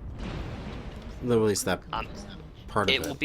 It will be, yeah, and just so much of the game was always hyped around that. I mean, it'll be remembered for being, you know, the first purely Mechwarrior, just grab a mech and drop 12 versus 12 thing, which honestly is an underrated aspect of Mechwarrior. That's so far. But really, this is what people were excited about when they crowdfunded. And I think it's fair to say that still has to be the ultimate end game of Mechwarrior Online. Take what you got, it's a foundation. Now we've got our first, smaller game mode, kind of contributing to the central branch of larger game modes. Now you've got that. Let's go that direction. Yeah, and I think, as in that, the link I sent out, the idea of having like some kind of story baked into it that would give, like I said earlier, one of the big problems is purpose. Like, what's the purpose for taking a planet? You know what I mean? Like they're trying to add some right now. Like they have the MC and stuff like that, but honestly, it's and this stuff isn't built in a day. Of course, it's gonna not take a while. It's not uncommon, really, for games get the point they are in Mechwarrior Online after 4 or 5 years. It's not uncommon, especially when you have 2 major rewrites involved. Development story. Got the UI rewrite in 2013, 2014, and then CryEngine built and layered in such a way to handle the needs of the game. That took up a lot of 2013. So, there's reasons why we're behind. I really want to see faction warfare prioritized. Love the competitive scene. Hopefully get into it one day if I can find a competitive team that'll tolerate my potato tendencies, but faction warfare. Now, why can't I post a link on the tab? Can you not? No, message not sent. Oops, remove any web addresses and try again. Oh, it's probably Web because it's Do I need permissions? permission things. Oh, just put it in TS and I'll post it. Oh, I did. I was just posting a link to my video game mode. Oh, did I not send that? I Your don't know, maybe video? I just... Yeah. Yeah, I think I already put that out there. Yeah. Okay, let me send it again. I put it earlier, but I'll do it again. That's his what is it? Your proposal. That's my video proposal for a rush-like game mode, which again, I really think serves Mechwarrior Online better than some of the other games it exists in. Breaks up deathballing, makes real tactical decisions relevant on the battlefield. Just makes everything feel like a theater of operation instead of choke point warfare. Drop a comment on my video proposal accusing me of heresy or whatever you like. Have a discussion. Heretic! Heretic! Well, quite a crowd. But, yeah. I think That's my goal. I think that's a Still lot of the horribly. topics that I wanted to cover Fun with to this. dream, isn't it? Oh yeah. Yeah, and it takes a while to implement, but I think we've got a foundation slowly building. So that's why I'm optimistic. Oh yeah. I'm always optimistic. I am a white knight. I've got But yes. middle of the road expectations. Which Like is it's fine. not like I'm going and saying, well, obviously it'll always be crap, so we never have to worry, sort of thing. Like, not like, oh, they'll never deliver, so if they do, it's like a miracle. Or like, they'll do everything perfectly. I'm like halfway between This game is not perfect. Of course, have I'm never- not saying I- that's what I'm saying. Is I will I'm defend- halfway between there. I will defend, bitchy statements. Yeah, like Um, oh, what was it? I had a person I saw on the oh god, do I want to say this on the other subreddit? If you know what I mean. Yes. I'll Reactor online. not said. that I'm like, you know, against that existing. It's just like it's generally more toxic and more All systems. like get good over there kind of feeling. But anyway, there was a person that posted a comment that was saying we didn't have any new maps for like 2 years, and I'm just like, okay, I make patch videos. I know exactly what's in this game, like, and so I made a list including links to all the different patch notes when they were introduced of every map that came out in the last 2 years. And he's Homeless like, Bill has his own list he likes to post every once in a while too. yeah. Yep. And I saw a comment the other day where somebody says, "Why isn't there any in-game reporting system?" Oh, I saw Or that somebody too, and rushes it's just in like to somebody rushes in to say there because is. PGI, and everyone else was like, check the game before you Yeah, comment it's on just its like state.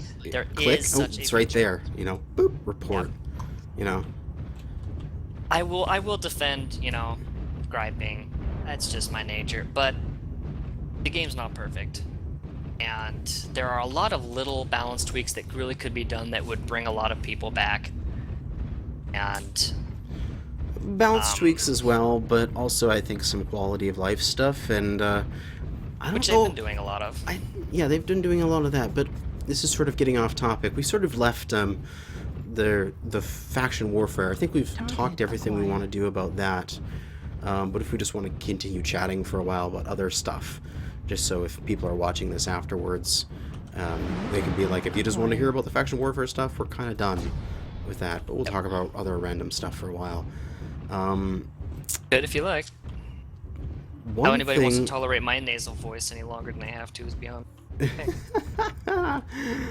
But I think one thing is really important is I think people always talk about bring people back, and I don't know if we need to bring people back. I think there's enough players that are rotating through the game that are trying it new, going, hey, I'm a new player, what do I do here, and stuff like that, that the game's okay. I think what the problem is that we have low retention of those players, where we do have a lot of players trying out the game, but they're not staying with the game because of various reasons. And I think one of the biggest reasons, and it's something that I'm very, very Fuel at 25%. invested into, Fuel at is This is your hill to die on. is the player teaching, player understanding of stuff. acquired. Because so many times I've run into like players that don't understand like some fundamental simple concept of the game, at least that's fundamentally simple for me, and I would See feel that like R button? yeah, like Press the it. concept of torso twisting is not covered. The concept of like getting a lock to fire an LRM is not covered. So people just think, oh, I aimed at him and then I fired it, and why aren't I doing damage? Like I've literally have people make those comments and be like, how, like, why can't I hit anything with my LRMs? What you're talking about is tutorial phase 2. New target Oh, acquired. think. so much. I And wish I want for it. to. I also want to give a shout out to another developer, Dave Forsey, who I believe came on, actually, ironically, as part of the whole Transverse hiring wave, and has and what I New have seen target was acquired. pretty much the point guy on the tutorial, Fuel at as he is on the 25%. forums Fuel at and 0%. is Oh answering yeah, he's the one that made the questions and tutorial, answering. Mhm. the Academy, right? New Yeah, Yeah, he's- I mean, so acquired. you might think it ironic that. Yeah, but he is the one that Transverse- made the Transverse helps to Academy, bring us- right? New target Right? acquired. Yeah, the people behind the The Academy, yeah. Target behind Um, the deployed. academy, yeah. But Oh, it's yeah, true. last he's time I- constantly on there answering questions and acknowledging bug reports, and he puts in a lot of work there. So, you know what? If you're the type of person who says PGI doesn't check the forums, shut up. Oh yeah, no. I mean, really, shut up. Like, oh god. There's the Mechwarrior World Championship. Obviously, everyone knows about that's going on, and Really? What's that? God damn it! I'm refereeing for it, and we have an internal little referee where all the referees can chat, sort of thing, like a Discord, I think it is, or TS. Yep, I know Discord. We have basically a chat room where we can get around and be like, hey, I can't make this this match. Can somebody sub in for me? That kind of stuff. And Tina and Paul are on there, and like there was some post one day being like, we don't have this information and it's crucial, and people are being like, why isn't PGI responded? It's like they knew about it an hour ago. They're already crafting the response, sort of thing. Like, but anyway, it's not like they're not on the there, forums or anything. This stuff is being referred to them like instantaneously, like as it goes out, because there's people like me that are like helping them say like, oh hey, this is an issue, and we're pointing it out to them. This is a link to a something that's going on, and Yep. But anyway, you were talking about tutorial phase 2. I Right. wholeheartedly agree. The guy. No, I just wanted to say about the guy specifically. The guy who made it. I met him. A4C. Yep. He's awesome. He's the nicest guy in the world. That's all. I just wanted to say. He's like a great big happy hippie sort of character. Yeah, I remember his hair from the early transfers video. He looks like he's. So yeah, seems like a cool guy. I definitely would like to see. He's mentioned that the Academy map is currently pushing. Already pushing its capability with the amount of it's at capacity content it has. in terms of how much it can carry on a single map with the memory. But I definitely think there's a whole load of stuff that needs to go to tutorial phase 2. Oh yeah, there needs to be an entirely another tutorial map, and it could be a faction warfare map. Teach all of the faction warfare bits. But there's just so much. I literally have oh god, like a great big spreadsheet of all the different tutorial topics that I eventually want to do, and it's just humongous. But since the resources are limited, it kind of falls to the community to outsource it. Kind of falls to them to outsource it to the community rather.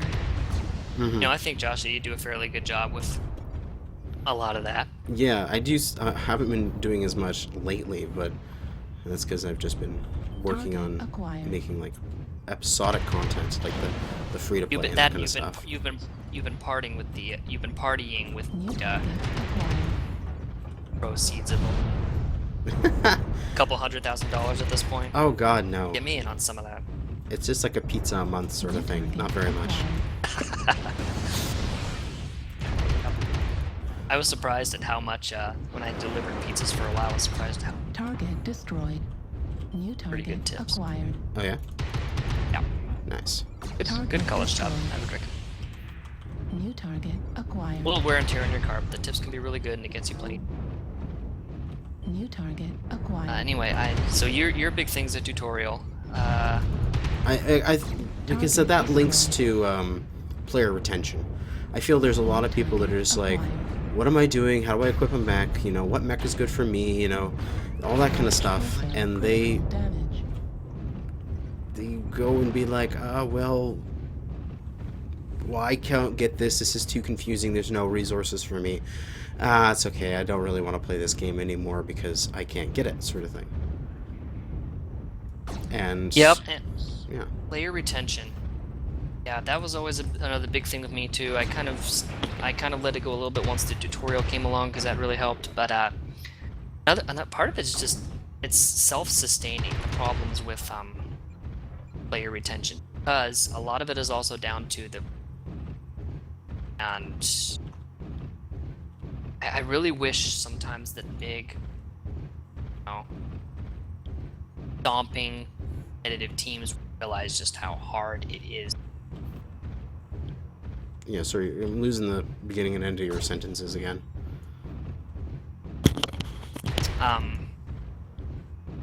I wish we could get a solution for the queue system because it becomes a self-sustaining player retention problem. People get into faction warfare or quick play warfare, they get stomped in the group queue. They leave, and as a result, the player pool pool stays small, and the next new players come in behind them get focused on too, because there just aren't that many options in the matchmaker. So you stay in this vicious circle. Mm-hmm. No bueno.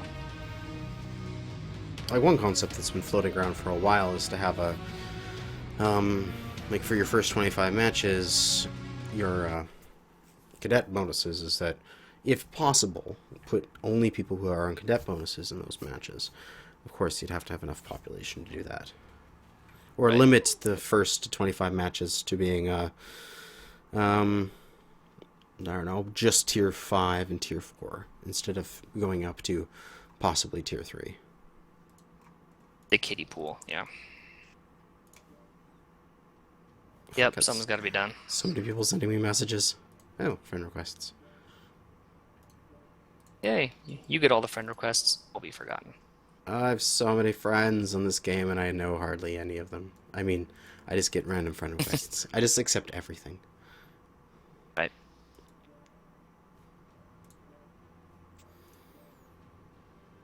But Yeah, that's what I'm trying to think about what the big thing is with me right now. I think it's really just the game modes that drive me nuts. yeah, I would like to see the aggressive weapon balance that goes, but I'd like to see iterative changes. I'd like to see well, Now, they're the- doing some okay stuff with iterative changes, like the recent patches. I think it's in the best. They I think did, it's in kind of the best state it's been in for a while now. I'm seeing, because of various factors, a lot more autocannon usage. Or like, they're doing some okay iterative changes, like in the last, what was it, the last couple, was it a couple patches ago or last patch, they increased, PPC by like 100 meters and like down by 1 heat. It's just a tiny change, but they're doing it iteratively, and then they'll reassess, sort of thing. So that's good. Instead of being it's cautious. all right, we're going to slash PPC down by 5 heat, and then it's just like becomes ridiculous, and they Nah, don't do buff it that. by 8 to put it back. Nobody uses it again, sort of thing. It's always going to be, this game really is going to be hard to balance as long as your different chassis carry different hardpoints. That's a fundamental result of wide open customization. I mean, you Yeah. can't, there's only so much of a bracket you can balance a particular weapon within. Because, okay, say the large laser, nerf it, or buff it too much, and congratulations, you just made every energy boat assault on the game god.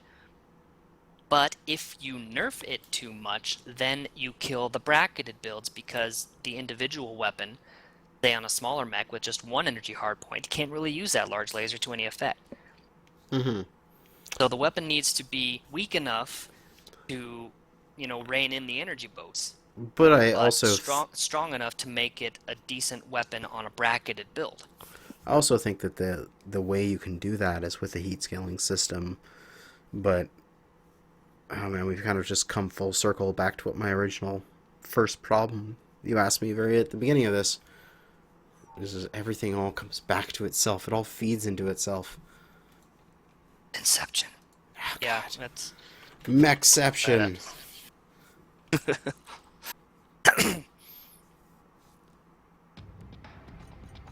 But Well, yeah, I I think don't know if Sensors I think if we've basically talked everything, all of our thoughts been a good that chat. we had for faction warfare for now. prioritize it. Prioritize it and kill Deathline with a shovel. That's my big thing. Mm-hmm. Or at least like, don't kill it, but make it a choice. but like things that I would want to see would be less choke pointy, Yes. more purpose, more choices. Kill the dominance of Deathballing with a shovel, I should say. A 6-ear large layer spirit And- bear. What the hell? New target acquired. And to do that, I think you need to stick with larger maps. And here- open maps, but with and- decent cover. Yeah, there's my question for you. Your earlier here's a hole that I'll point out. Your earlier idea of conquest, 3-point conquest with respawns. What size of map are you thinking about? Tourmaline. Tourmaline? The respawns would be away from the combat, and everything would be out of line of sight of each other. Okay. Yeah, because size isn't necessarily everything, despite what you may have heard. But terrain, terrain can also play a big role in isolating individual lances and leading. You just don't want. So you're saying your game mode idea would naturally make deathballing only a choice and not the. Well, almost a detrimental not the choice, because then a single enemy light could come around the back and take your cap point, and then you're losing the cap, because the only way you can win is capturing everything. You probably will get out-capped before you can grind through the enemy's 48. New target acquired. Well, Joshi, I want to thank you for the opportunity to join your live stream.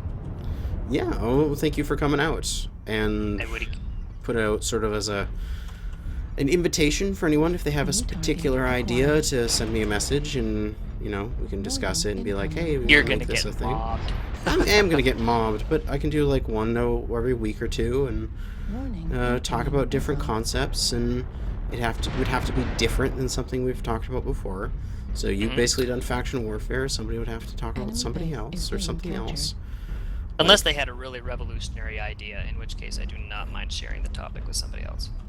Oh yeah. If it's revolutionary, but if it's just like derivative, the same thing, but just more of it, then that would not be good.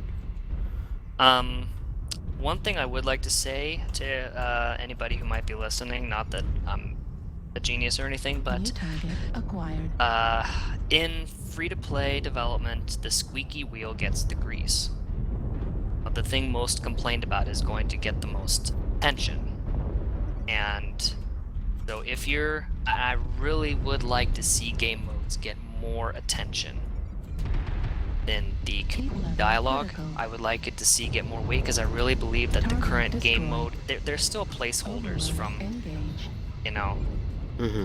open beta. Target acquired. And I really believe, as we've already said, that they are still holding gameplay back and making the game extremely stale, repetitive, burying the 4 pillars to the point there's no point even working really on the 4 pillars until the game modes New change. target acquired. So if you see what I'm saying and you agree with it, harp on it. Make it a priority. Make it a big griping point. Tweet Russ. He listens to tweets. He does. Target destroyed. If you like my or Joshy's proposal, spread it around a little bit. Call people's attention to it. I certainly can't spread this idea around by myself.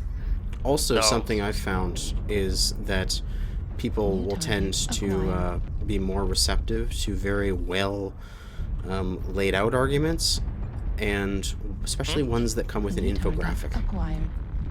Right, which is the nice thing about a video proposal. It's presented visually.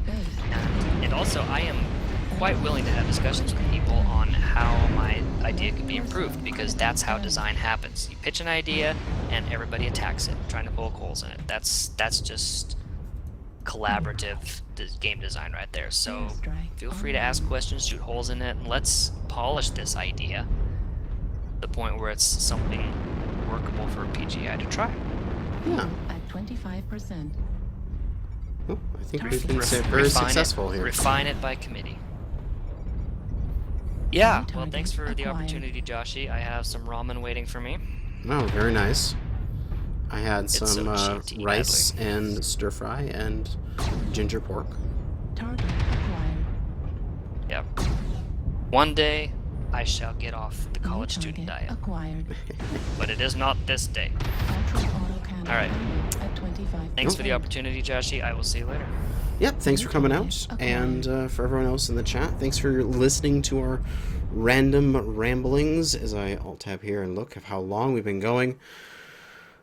Long time. Just about 2 hours. So, yeah, that was good. Hopefully people enjoyed that, and if anyone else would love to come on a talk show and talk about some things in the future, send me a message on Reddit or Twitter or YouTube. I check all of them regularly. And otherwise, right after this, I'll be making a free-to-play episode, most likely. So, check out that as well. Thank you for coming. And Ciao, Mechwarriors! I'll talk to you guys later. And then, where's my button here? Ah, stop streaming.